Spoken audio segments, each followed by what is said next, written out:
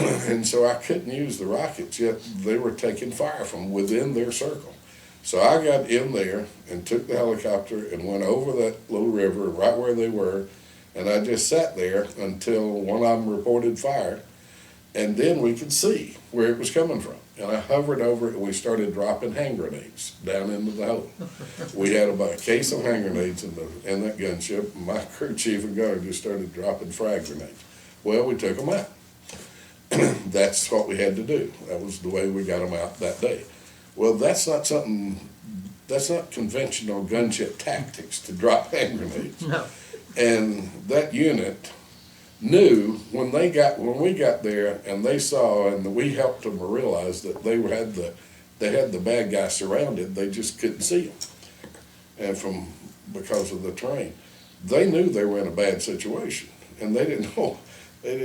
Nobody knew for sure how we were going to get out of that, but dropping the hand grenade saved the day. Well, that made them very delighted, very happy with us. I'm getting right near the end of my tour. I guess that was that was late November, and I was supposed to rotate out of there about the second week of December. And that unit was back at Coochie a few days later, and they gave them a few days to rest and recuperate because they had taken a lot of casualties. So they were giving them a couple of days to wash everything out and to get some replacements. A Jeep came down to our unit, picked me up. Said that unit, Bravo Company, 2nd of the 17th Wolfhounds, I think, wanted to see me, wanted Stinger 96 to come down there. And they wanted to give me something. Well, I went down there, and they had some parts of that weapon that were blown up, and they were giving me the parts of the weapon, and what they were really doing was saying thank you. They just wanted to say thank you. And the commander introduced me and said a little bit about me, and it was all nice. And I had stayed up about an hour and had a beer and a piece of pizza with them.